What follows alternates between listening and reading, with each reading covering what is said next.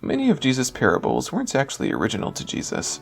What Jesus, like other rabbis often did, was to take common, well-known fables or short stories and retell them with a special, often shocking twist to them, in order to teach people about the true nature of God and the kingdom of God. In Matthew chapter 20, the parable of the workers in the vineyard is one such example. First, here's the parable in another context, a funeral for a young rabbi, as told by another rabbi.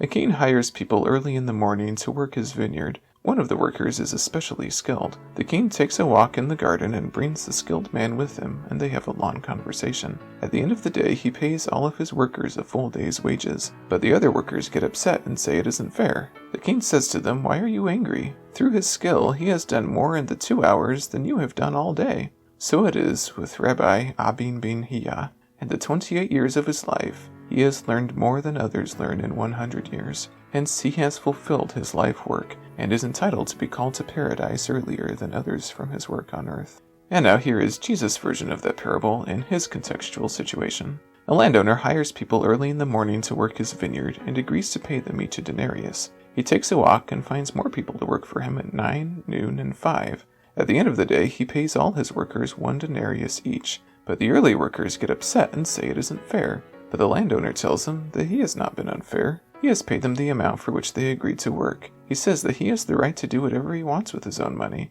and he asks if they are envious of his generosity. So the last will be first, and the first will be last. As Jesus is on his way to Jerusalem, he told his disciples that after they arrive, the priests and Torah teachers of the city will condemn him to death and hand him over to the Gentiles to be flogged and crucified.